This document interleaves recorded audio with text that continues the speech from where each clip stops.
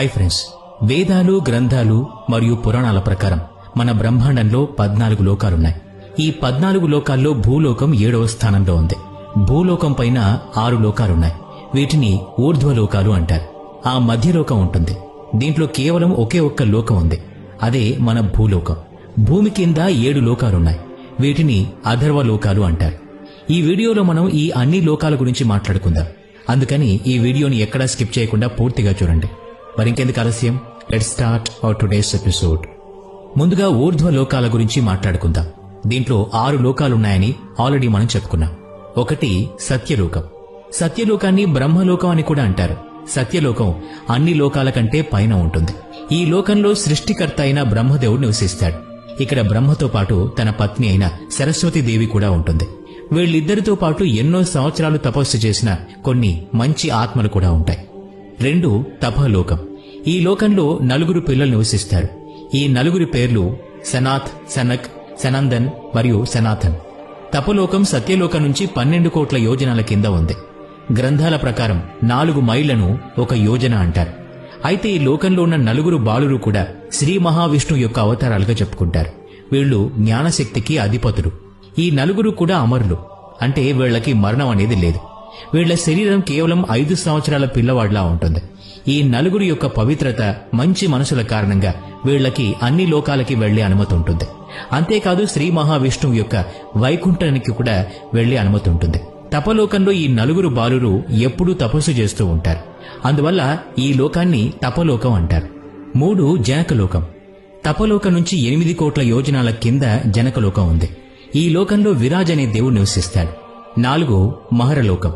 జనకలోకం నుంచి 4 కోట్ల యోజనాల కింద మహరలోకం ఉంది. ఈ లోకంలో ఋషులు, మునులు నివసిస్తూ ఉంటారు. ఇక నివసించే ఋషులు, మునులు భూలోకం, సత్యలోకాలకి వెళ్తూ వస్తూ ఉంటారు. ఈ మునులు వాళ్ల ఇష్ట ప్రకారం ఎక్కడికైనా వెళ్లవచ్చు. ఈ లోకంలో నివసించే మునులు, ఋషుల యొక్క ఆయువు బ్రహ్మదేవుడికి 1 రోజుతో సమానమవుతుంది. అంటే మనుషుల వయస్సు ప్రకారం 432 కోట్ల సంవత్సరాలు. వీళ్లు జీవితాంతం చేసిన కర్మల ప్రకారం వీళ్లు సత్యలోకానికి లేదా మహరలోకానికి చేరుకుంటారు. 5 స్వర్గలోకం. స్వర్గలోకం మహరలోకం నుంచి 80,000 యోజనాల కింద ఉంది. ఈ లోకంలో 35 మంది దేవీ దేవతలు నివసిస్తూ ఉంటారు. ఇక్కడ రాజు ఇంద్రుడు, గంధర్వులు, అప్సరసలు మరియు దేవదత్తులు, ఇంకా చాలా మంది దేవతలు నివసిస్తూ ఉంటారు. స్వర్గలోకం చాలా అందంగా ఉంటుంది. ఇక్కడ లెక్కలేనంత ధనం, కోరికలు తీర్చే వృక్షం, బ్రహ్మాండంలో తిరగడానికి వాహనాలు, ఇంద్రుడి వాహనమైన తెల్ల ఐరావతం వంటివి ఎన్నో అద్భుతమైన విషయాలున్నాయి. స్వర్గలోకంలో ఉండే దేవతల ప్రథమ కర్తవ్యం రాక్షసులకు వ్యతిరేకంగా వాళ్లని ఎదుర్కొంటూ ఈ బ్రహ్మాండానికి రక్షణగా ఉండటం. స్వర్గలోకం యొక్క రాజధాని అమరావతి. ఇక్కడ అమరులు అంటే మరణం లేని వాళ్లు నివసిస్తూ ఉంటారు. స్వర్గలోకంలో 3 తలల ఏనుగు, కామధేనువు, రెక్కల గుర్రం జంతువులు పాల సముద్రం చెరకడం వల్ల లభించాయి. స్వర్గంలో ఉన్న దేవతలు మిగతా లోకాల్లో ఉన్న అందరి దేవతలకి సంపర్కంలో ఉంటారు. అప్పుడప్పుడు వీళ్లు భూలోకానికి కూడా వెళ్తూ ఉంటారు. స్వర్గంలో ఉండే వాళ్ల కర్మలు మంచివైతే వాళ్లకి మంచి పదవులు కూడా లభిస్తాయి. ఒకవేళ వీళ్ల కర్మలు చెడ్డగా ఉంటే మనిషి జాతి లేక అంతకంటే తక్కువ జాతులు జన్మిస్తారు. 6 భూరలోకం. భూరలోకంలో 8 చిన్న చిన్న లోకాలు కూడా ఉన్నాయి. ఈ 8 లోకాలు కూడా భూరలోకం నుండి భూలోకం మధ్యలో ఉన్నాయి. ముందుగా ధ్రువలోకం. ఇది పాలపుంత మధ్యలో ఉంటుంది. ఇది మహరలోకం నుంచి 1 కోటి యోజనాల కింద ఉంది. రెండోది సప్త ఋషి లోకం. ఇది ధ్రువలోకం నుంచి 1,00,000 యోజనాల కింద ఉంది. ఈ లోకంలో సప్త ఋషులు నివసిస్తూ ఉంటారు.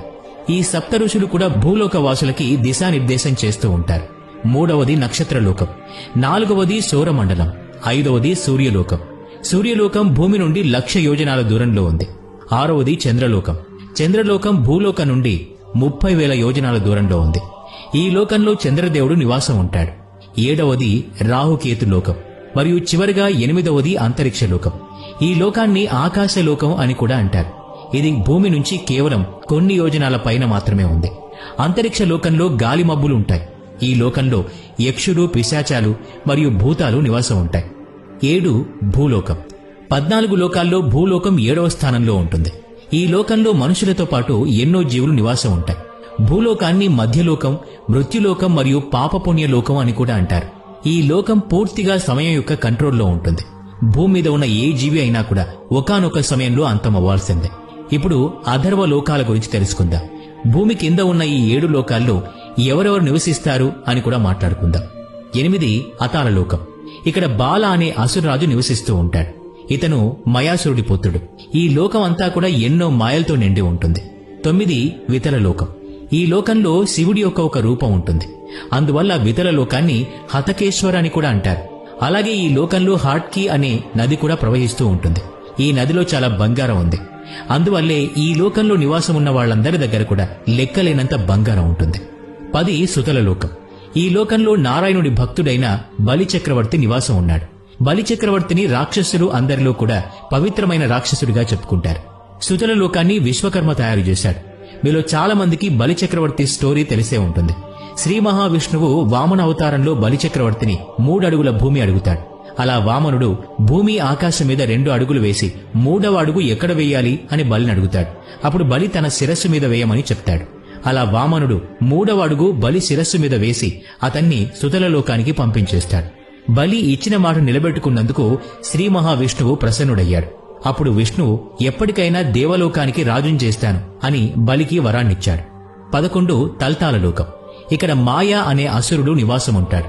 ఈ అసురుడికి మాయలు చేయటం వెన్నతో పెట్టిన విద్య. ఇతనికి మాయాజాలంలో చాలా పట్టు ఉంటుంది.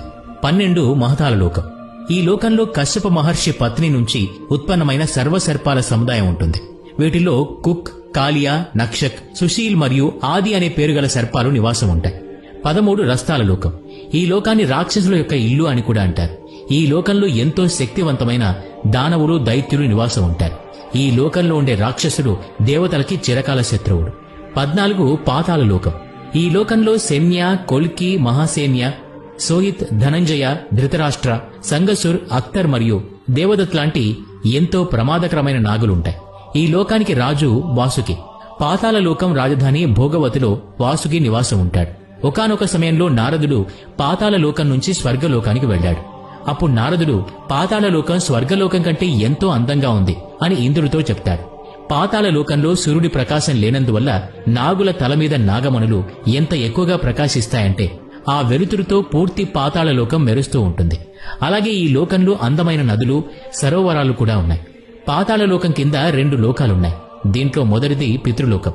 ఈ లోకంలో మన పూర్వీకులు నివాసం ఉంటారు. చనిపోయిన మన పూర్వీకుల ఆత్మలు పిండ ప్రదానం తర్వాత ఈ లోకానికి చేరుకుంటాయి. రెండోది నరకలోకం. భూమి మీద ఎవరైతే ఎక్కువ పాపాలు చేస్తారో వారు మరణించిన తర్వాత నరకలోకానికి వెళ్తారు. ఈ లోకంలో అలాంటి పాపులకి శిక్షలు వేసి హింసిస్తూ ఉంటారు. ఇక్కడికి చేరిన ఆత్మలు తగిన శిక్షలు అనుభవించిన తర్వాత మళ్లీ జన్మలెత్తుతాయి. నరకలోకం సూర్యపుత్రుడైన యమధర్మరాజు ఆధీనంలో ఉంటుంది. ఇక్కడ తన సహాయకుడైన చిత్రగుప్తుడితో కలిసి పాపులకి శిక్షలు విధిస్తారు. ఇంతవరకు మనం మాట్లాడుకున్న అన్ని లోకాలు కూడా సనాతన ధర్మంలో వివరించబడ్డాయి. అయితే వీటన్నిటిలో వైకుంఠలోకం లేదేంటి అని మీలో చాలా మందికి డౌట్ వచ్చుంటుంది. వైకుంఠలోకం అనేది మహావిష్ణువు యొక్క నివాస స్థానం. దీన్ని ఆధ్యాత్మిక లోకం అని కూడా అంటారు. ఇది 14 లోకాల్లో ఒకటిగా రాదు. మనం మాట్లాడుకున్న 14 లోకాలు కూడా మెటీరియల్ వరల్డ్ ఆర్ మెటీరియల్ రీమ్ కిందకి వస్తాయి. ఈ మెటీరియల్ రీమ్ లోపల కొన్ని లక్షల కోట్ల యూనివర్సెస్ ఉంటాయి. ఈ అన్ని బ్రహ్మాండాల్లో వాటికి సంబంధించిన లోకాలుంటాయి. అందువల్లే వైకుంఠానికి ఈ 14 లోకాలతో సంబంధం ఉండదు. కేవలం మోక్షం దొరికితేనే ఏ